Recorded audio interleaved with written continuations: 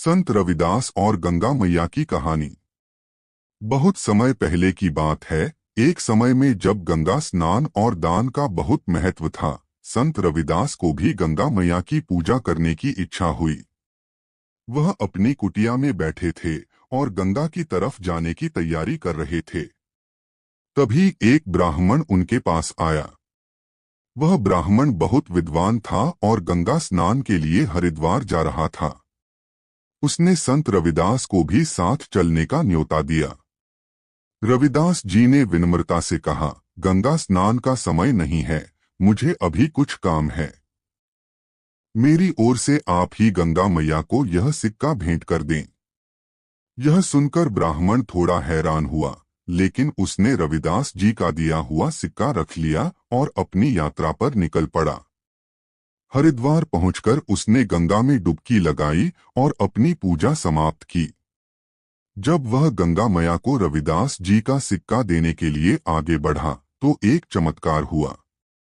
गंगा मैया ने खुद जल से बाहर आकर अपने हाथों से वह सिक्का ले लिया। यह देखकर ब्राह्मण चकित रह गया। गंगा मैया ने उसे एक कंगन भेंट किया और कहा, यह कंगन रविदास को दे देना।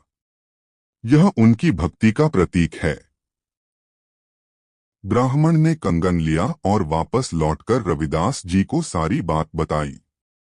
रविदास जी ने वह कंगन लिया और कहा, गंगा मैया का आभार, यह कंगन मेरे लिए नहीं बल्कि आपके लिए है। उन्होंने वह कंगन ब्राह्मण को दे दिया। ब्राह्मण ने कंगन लेकर अपनी पत्नी को दिया, लेकिन वह कंगन बहुत ही सुंदर और कीमती था। ब्राह्मण की पत्नी ने सोचा कि क्यों न यह कंगन राजा को दे दिया जाए। राजा ने कंगन देखा और बहुत प्रसन्न हुए।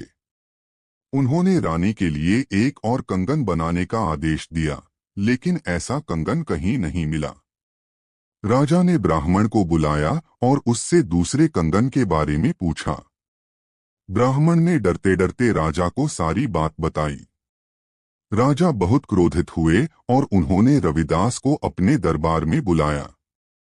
रविदास जी ने शांत भाव से राजा को सारी बात बताई। उन्होंने गंगा मैया का ध्यान किया और एक चमत्कार हुआ। एक और कंगन गंगा जल से बाहर आया। यह देखकर राजा, रानी और सभी लोग हैरान रह गए। इस घटना के बाद सभी लोगों ने रविदास जी की सच्ची भक्ति को स्वीकार किया और उन्हें सम्मान दिया। इस कहानी से हमें यह सीख मिलती है कि सच्ची भक्ति दिखावे में नहीं बल्कि मन की पवित्रता में होती है।